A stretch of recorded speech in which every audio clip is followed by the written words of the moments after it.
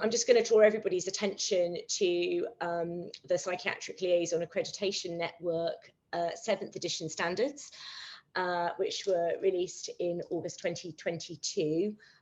If you just Google this, you'll be able to find it, and it's well worth having a read if you haven't already. It sets the standards of what mental health assessment spaces in the ED should look like. And every year, each site liaison service goes through like a peer review type process, if you like, where you are plan accredited. So on the right hand side here, you can see the list of requirements, many of which will be familiar to you. So obviously it needs to be within the main emergency department. And I'd like to just talk briefly about mental health lounges and just touch on it at the end. They've got to have 2 doors which open outwards and are not lockable from the inside.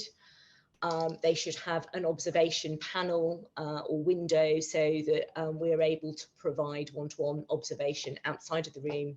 They need a panic button or some sort of an alarm system. The furniture and fittings need to not be sharp, they need to be weighted, they need to not be able to be weaponized. I think this is a really important thing, thinking about the QIP and how we're thinking about quality of care. So the decor needs to be, you know, calm, respectful, and amenable to people being able to actually relax in the room if it's possible. The ceiling and other aspects of the room need to be ligature-free, sharp corners, protruding walls, etc., so that nobody can actually hit their head on that or cause themselves an injury.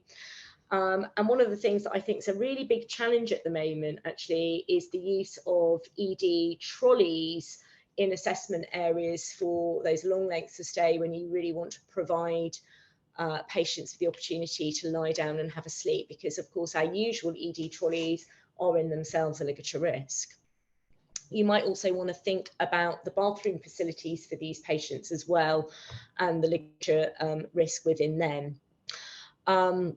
So I just wanted to take you on a little journey. So this was Charing Cross quite a few years ago.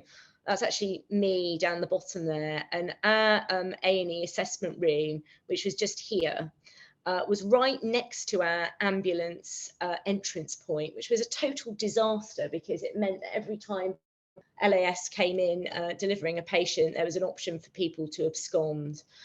There were always bits of junk placed outside the egress door, and the room itself was really just awful.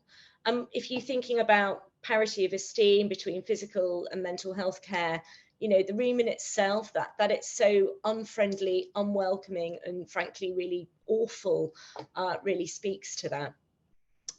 So we were set about trying to change that and actually applied for a capital gains grant. At the time there was some going on for the Department of Health, but it's well worth thinking about chatting to your finance colleagues around capital estate finances, which is a separate budget.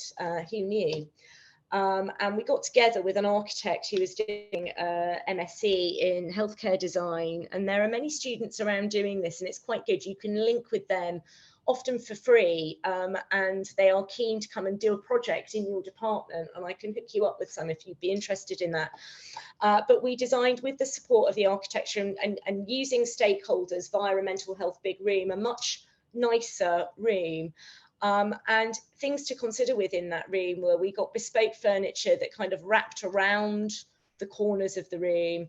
We put in a skylight at the top that's kind of got a video kind of movement, if you, it takes you from dawn to dusk, but you can change it. Lots of seating areas, 2 rooms, some natural in there as well. And we really paid attention to soundproofing the room, making sure that it was safe with alarms. Thinking about comfort, thinking about temperature. There's a little clock there because people often get really rather disorientated with time. And we were trying to kind of think about the circadian rhythm of patients and how that might affect mental health. which you can see here. I mean, it's not perfect, of course, but it was so much more of an improvement. And I think our patients really responded to it because it felt like it was a dignified room, and colleagues felt more comfortable in assessing patients in there. Just things to consider, the patient voice, they are the experts, they know what type of space that they want to be in. What sort of things do your staff need, particularly thinking also around the Mental Health Act assessment team in that. So you've got to be able to have space to get that team in, and maybe include relatives. Money, of course, money, there is no money, but you can be creative with what you've got potentially. Think about third sector resource, think about your own hospital charity, think about potential capital estates grants that may be coming up, think about winter pressure money. Think about the patient's ability to sleep in the room without necessarily introducing a trolley, which is in itself a ligature risk. Making sure that we've got enough room for all of the people that need to be potentially in that space. One of the things that we are exploring at Imperial is the idea of flexing up and flexing down physical and mental health assessment spaces. So using really robust kind of pull down screens, if you like. They're like made of metal and they like go from floor to ceiling to wall off your medical gases, your sharps bins, that kind of stuff.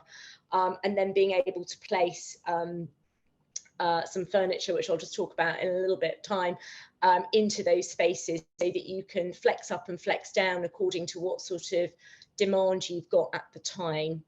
Ligature-free toilets, really difficult in an A&E department, and one of the things we've learned is around the locks as well, making sure that if you've got somebody in a toilet, obviously who needs privacy and dignity, but if something's going wrong in that space, that you're able to easily access it. And then also the location with the ED. It's pretty rare these days that there's just one mental health patient in the ED. So where are you going to place your assessment suite? Are they going to be cohorted together to support the design of how staff will work in that area? A little idea that we've been working with at the moment is the idea of safety pods. I'd love to hear from anybody that's actually using these. They're very often used in the health-based places of safety and in mental health trusts. What it is this kind of enormous weighted beanbag, right? And what we've heard, and we're going to purchase some, they're actually not that expensive, and but they're quite large, is that if you're needing to restrain somebody, then effectively once you're in that beanbag, it can be quite difficult to easily get out without assistance.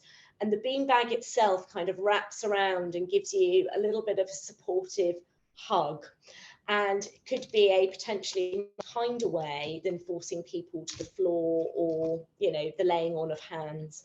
So just something for you to consider.